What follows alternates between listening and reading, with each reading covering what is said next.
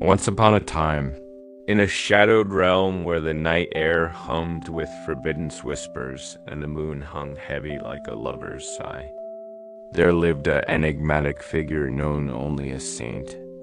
He was no ordinary man, no haloed priest or distant icon, but a tall, chiseled guardian of hidden desires, with eyes like smoldering coals and hands that promised both salvation and sin. Saint roamed the velvet borders of dreams, seeking those weary souls burdened by the day's grind, offering them release in the most intimate of sanctuaries. Saint's domain was a grand, candlelit cathedral tucked away in the folds of an endless midnight forest. Its spires pierced the stars, but inside the pews were draped in silken sheets, and the altars bore not crosses but plush pillows scented with musk and jasmine. The stained glass windows depicted scenes of tangled limbs and ecstatic unions, filtering moonlight into hues of crimson and gold. Here the air was thick with anticipation, warm as breath on bare skin. One fateful evening, as the clock struck the witching hour far past the world's bedtime, a lone wanderer named Alara stumbled upon Saint's threshold. She was no innocent maiden. Years of restless nights had etched lines of longing across her curves, her body a map of uncharted pleasures, aching for a guide. Her gown clung to her like a second skin, damp from the forest mist, her full breasts rising and falling with each labored breath. Ilara had Haley's of Saint, the one who measured not souls, but power levels, the raw, surging energy of ecstasy that could shatter scouters and bend reality itself. The massive oak doors creaked open at her touch, revealing Saint lounging upon a throne of black velvet. His robe parted just enough to reveal the sculpted planes of his chest, dusted with dark hair trailing downward. His gaze locked onto her, intense and unyielding, a smirk playing on lips that knew every secret curve. "You've come far, Seeker," he murmured, his voice a low rumble that vibrated through her core. "What troubles your nights? Speak, and I shall anoint you." Alara stepped forward, her pulse thundering. I can't rest. The fire inside me burns without end. They say you hold the key, the number that exceeds all limits." Saint rose, towering over her, his presence overwhelming.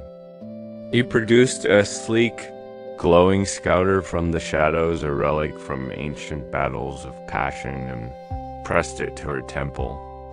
It hummed, scanning the heat pooling between her thighs, the flesh creeping up her neck. Beep, beep. The device trembled.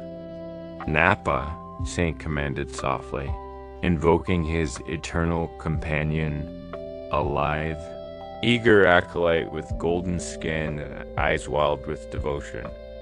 Napa appeared from the haze, kneeling at Saint's side, his own form rippling with restrained power.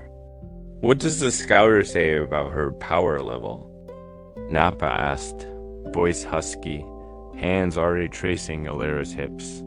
Saint's eyes narrowed, the scouter shattering in his grip with a crack like thunder. "It's over 9,000, Alara gasped, a shiver racing down her spine as the words unlocked something primal. Over 9,000, not mere numbers, but the threshold of divine indulgence, where mortal limits dissolved into waves of unrelenting bliss. Saint pulled her close, his lips claiming hers in a kiss that tasted of wine and wickedness. His hands roamed freely, peeling away her gown to reveal the soft swell of her breasts, nipples hardening under his thumbs. Napa joined from behind, his mouth hot on her neck, fingers dipping lower to tease the slick heat that betrayed her readiness. They led her to the altar bed, a vast expanse of satin where bodies could entwine without end. Saint laid her down gently, his mouth trailing fire from her collarbone to the valley between her thighs. "Surrender to it," he whispered, his tongue delving deep, lapping at her core with expert precision slow circles that built like a storm. Then fervent thrusts that made her arch and cry out. Over 9,000 wasn't just power. It was the Gok Gok 9,000, the Gluk Gluk legend, reborn. Napa's lips followed, vacuum-sealed devotion, his throat working her with a twist and pull that sent stars exploding behind her eyes. Hands everywhere, Saint's strong grip on her hips. Napa's teasing her peaks, pushing her higher. Her moans echoing off the cathedral walls like a sacred chant. But Saint was the true saint of excess. He shed his robe, revealing his own over 9,000 endowment thick, veined, pulsing with otherworldly vigor. Ilar's eyes widened, but hunger overtook fear.